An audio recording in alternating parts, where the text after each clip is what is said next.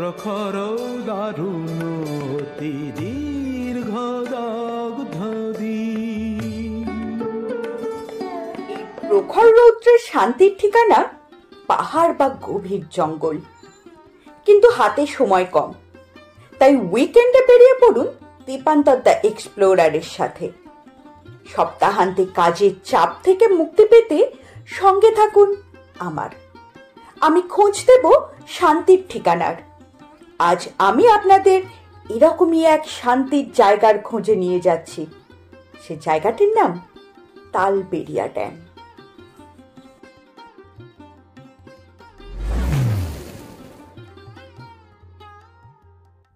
এখন আমরা দাঁড়িয়ে আছি বাঁকুড়ার তালবেড়িয়া ড্যামে। যারা মুকুটমণিপুর, ঝিলিমিলি এই সাইডটা ঘুরতে আসবে তারা তালবেড়িয়া ড্যাম অবশ্যই ঘুরে যাবেন। এটা ঝিলিমিলির থেকে আরেকটুখানি ভেতরে ঢুকে আসলে এটাই তালবেড়িয়া ড্যামটাই শেষ ডেস্টিনেশন। এরপর আর যাওয়া যায় না, রাস্তাটা এখানেই শেষ হয়ে যায়।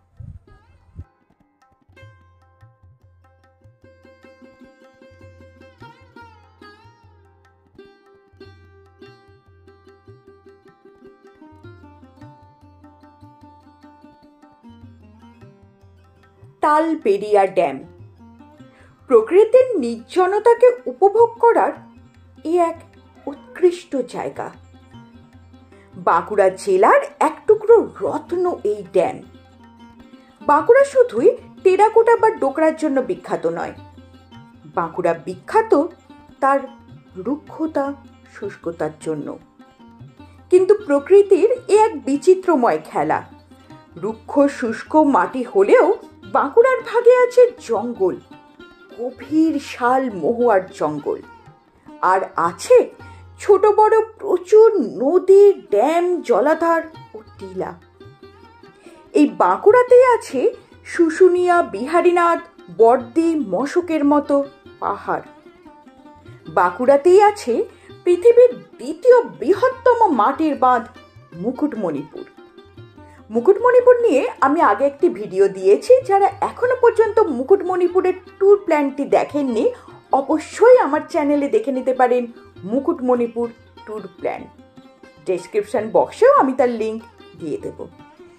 এই মুকুটমণিপুর বাঁধ যদিও মনুষ্য সৃষ্ট, কিন্তু আজ আমি আপনাদের যে বাঁধের ধারে নিয়ে এসেছি সেটি সম্পূর্ণ প্রাকৃতিকভাবে সৃষ্ট। কোনো নদীর জলকে বেঁধে তৈরি করা বাঁধ এটি নয়। গভীর জঙ্গল ও চারপাশে ছোট ছোট টিলার মাঝে শান্তির নিদ্রায় মগ্ন এই ড্যাম। বৃষ্টির জল চারপাশে ছোট ছোট টিলাকে সিক্ত করে নেমে আসে নিচু এই জমিতে, যা সৃষ্টি করেছে এই ড্যামের। এতটাই শান্ত এর প্রকৃতি, যেখানে শুধু নানা পাখির সমারোহই নয়, দেখতে পাবেন এদিক ওদিক ঘুরে বেড়ানো কেকার দলকেও। এতটাই শান্ত এর জল, যার পাড়ে বসে নিজের প্রতিচ্ছবি দেখে নিজেই মুগ্ধ হতে বাধ্য। আর সাথে দেখতে পাবেন আরেকজন আপনার ঠিক পাশে এই প্রকৃতির আয়নায় নিজের প্রতিচ্ছবি দেখছে। কে সে? সেই যে মেঘবালিকা। আকাশ যখন মেঘ জমায়, মেঘবালিকার কল্পনায়, যে সত্য কৈশোর পার করে যৌবনের দিকে পা বাড়িয়েছে। আর প্রেয়সীর চোখে তাকে কেমন লাগবে সেটাই বারবার পরীক্ষা করার জন্য সে সারাদিন তার প্রতিচ্ছবি দেখে এই আয়নায়। একটু হিংসে তো তার হবেই আপনাকে দেখে।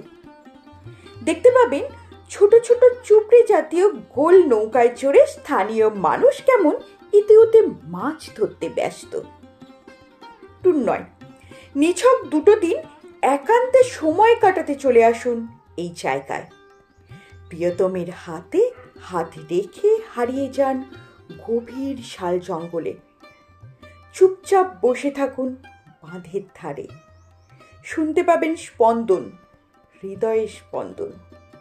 কোনো কথা না বলেও শুনতে পাবেন না বলা হৃদয়ের সব কথা। এই জায়গায় তো খুঁজছিলেন, তাই না? চাইলে এখানে আপনি নৌকা ভ্রমণও করতে পারেন, হারিয়ে যেতে পারেন প্রকৃতির মাঝে। ভাবছেন থাকবেন কোথায়? এটি বাঁকুড়ার ঝিলিমিলি ফরেস্টের ভিতর, তাই আমার মতে উৎকৃষ্ট থাকার জায়গা ঝিলিমিলির ভিতর রিমিল লজ, যেখানে এই জঙ্গলের শান্তির থেকে বিচ্যুত হবেন না। তাই পার্সোনালি এটি আমার ভীষণ পছন্দ হয়েছে। এখানে শুধু জঙ্গলের মাঝেই নয়, পাবেন গাছবাড়িতে থাকার সুযোগও। এছাড়া আছে অরণ্যে অবকাশ বলে একটি রিসোর্ট।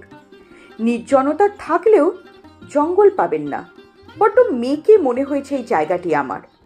যদিও মাটির বাড়িতে থাকা ও কাঁচা শালপাতায় খাওয়ার মতো এক অভিনব ব্যাপার পাবেন আপনারা এখানে। এর সাথে পাশেই অবস্থিত সুতান ফরেস্ট বা মুকুটমণিপুর যেতেই পারেন। তবে বলবো, অন্য কোথাও ঘুরতে না গিয়ে 2 দিন কাটান শুধু এই নির্জনতায়। যে মানসিক শান্তি ও মুগ্ধতা পাবেন তার রেশ আপনার মনের গভীরে গেঁথে থাকবে, আপনাকে ব্যস্ত জীবনে লড়তে সাহায্য করবে। আর হ্যাঁ, এখনো যারা আমার চ্যানেলটিকে সাবস্ক্রাইব করেননি তারা এখনই সাবস্ক্রাইব করে রাখুন, সাথে বেল আইকনটিকে প্রেস করতে কিন্তু ভুলবেন না। আমি প্রিয়াঙ্কা, আপনাদের ট্যুর গাইড। নিয়ে যাব প্রকৃতির মাঝে, সন্ধান দেব অজানার, সন্ধান দেব প্রকৃতির সাথে ঐতিহাসিক নানা জায়গার। আর এসব জানতে সম্পূর্ণ অফবিট ভ্রমণের জন্য সঙ্গে থাকতেই হবে আমার। আজকের ভিডিও এই পর্যন্তই। কেমন লাগলো ভিডিওটি জানাতে ভুলবেন না। অসংখ্য ধন্যবাদ সঙ্গে থাকার জন্য।